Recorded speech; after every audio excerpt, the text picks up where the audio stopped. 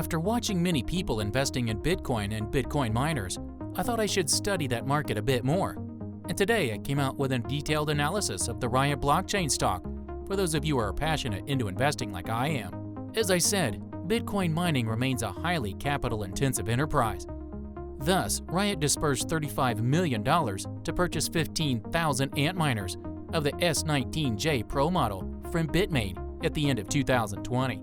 The ultimate goal of this heavy investment, combined with the company's prior mining equipment purchases, is to significantly increase its estimated Bitcoin mining hash rate from 2.3 megahash per second to 3.8 megahash per second, or by 65%. In case you don't know, the mining hash rate is the computational power that is used to mine and process blockchain transactions, and these are on the high side compared to more commonly used software applications.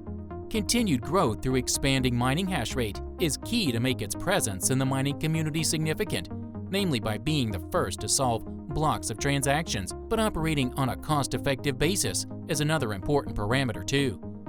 This is possible through the Antminer S-19 series, which offers outstanding hash rates and power efficiency.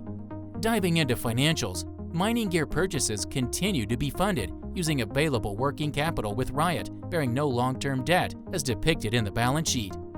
However, the company's aggregate revenues for the last 3 quarters remain low, at only $6.8 million, in view of the high capital expenditures totaling $17.7 million. To address the shortfall and at the same time benefit from investment opportunities in Bitcoin mining, Riot has various options, including selling common stock, preferred stock, warrants, units, or a combination of these securities for an aggregate initial offering price of up to $200 million. Apart from the investment required to purchase the mining machines, other expenses relate to energy costs.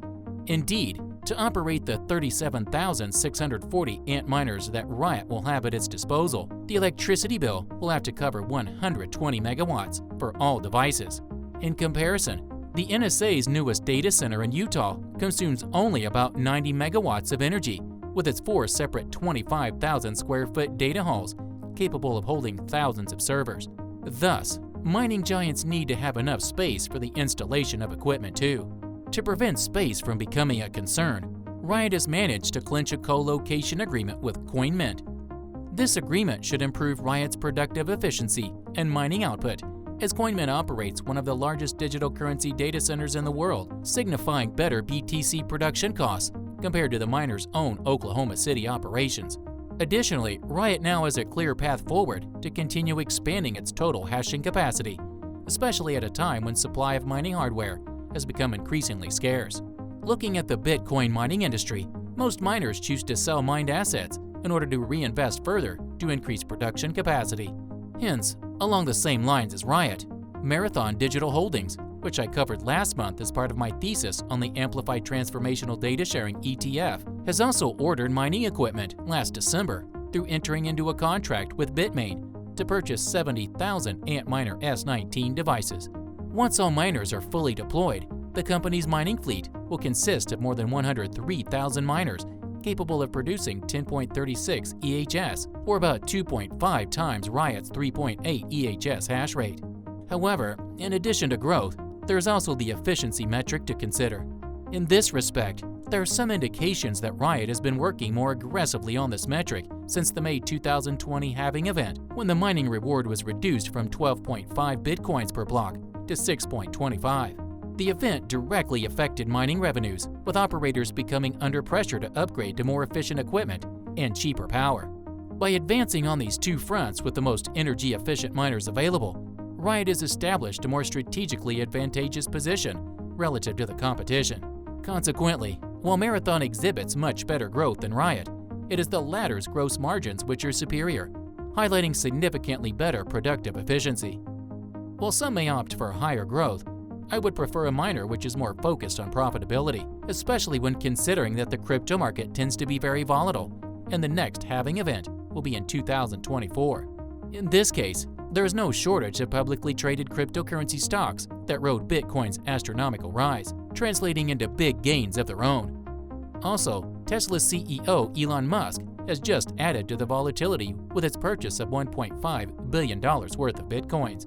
This means that those who are new to digital currencies should be prepared for an even higher level of volatility, this time caused by the Tesla CEO's emotions and whims. On a positive note, to counteract feelings, there is the cool efficiency of ARK's Cathie Wood, with significant investments in blockchain and Tesla itself. Now, the fact that ARK FinTech Innovative ETF holds Bitcoin plays is significant, and this brings us to the main differentiator between 2017 to 2018 and 2020 to 2021. The fact that the virtual currency is supported by large investment funds and some of the world's largest companies. For this matter, institutional investors' interest marked a turning point for cryptos in 2020. Before this, IT companies like publicly listed MicroStrategy and other less-known names invested large sums of money in Bitcoin, mainly to shore up their balance sheets. This investment move was followed by Square, a provider of payment solutions. More importantly, both these companies have incremented their original Bitcoin investments, demonstrating trust in digital currency. Pursuing further, Bitcoin's vertiginous rise on October 21, 2020 coincided with online payment giant PayPal announcing a service to buy, hold, and sell cryptocurrencies. This move is really important, as unlike MicroStrategy and Square, which focus on storing Bitcoin for its value, PayPal's intent is more on the exchange side. Thus, it launched a service in October enabling customers to buy, hold, and sell cryptocurrency directly from their PayPal accounts. Equally important, from the transaction perspective, PayPal plans to increase cryptocurrency's utility by making it available as a funding source for purchases at all of its merchants' locations worldwide, which number 26 million. Thinking aloud, wider adoption of the digital currency as a medium of exchange and for carrying out transactions are both helping those which apply blockchain technology to produce bitcoins, unlike Riot.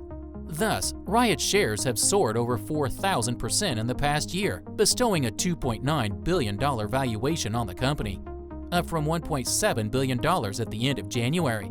But digging a bit deeper, one finds that this is even higher than Bitcoin's own appreciation of over 450%. In the case of Bitcoin, speaking in relative terms, the depositor reserve size is more limited than gold, as there will never be more than 21 million Bitcoins which can be mined, with the number of new ones created being halved every 4 years until 2140. Moreover, Riot's business model does more than just rely on sustained Bitcoin euphoria. It is also driven by efficient product creation. Hence, looking at profitability and revenue per share metrics, the trailing EV sales metric at 366 is on the low side, compared to Marathon's 1,413, even if the latter is growing 7 times faster. Thus, a share price of $75 to $80 can be targeted for Riot by conservatively raising valuations to the $550 level. Also, Riot's current revenue levels are 4 times higher. Finally, further Bitcoin ascension should be fueled by increasing demand, driven by more widespread usage not being able to be met by the supply side, simply due to limited availability of mining gear. Strikingly, the market is pricing miners much higher than the value of Bitcoin itself. In order to gain further insight into the reason for this, I consider a parallel with gold miners, whose business model is based on using the assets buried in the ground, but with no precise idea as to how much of the metal lies in a given deposit, until extraction. As a result, the value of a mining stock generally trends the market value of its reserves. Judging by all the information listed in this video, I can tell that Riot stock is pretty impressive, and in my opinion a must-have. A Bitcoin mining company only concern is a sudden drop on Bitcoin price that doesn't seem to happen soon. In my opinion, the Bitcoin price should skyrocket by the end of 2021, but that's a topic for another time. Of course, the information displayed on this video may not come out as expected, and this is why I always encourage people to do their own research as well before investing. But by doing my research, I came out in this conclusion. What do you think of Riot stock? Let me know in the comments section down below. Also, don't forget to like, subscribe, and hit the bell button for notifications on our future content.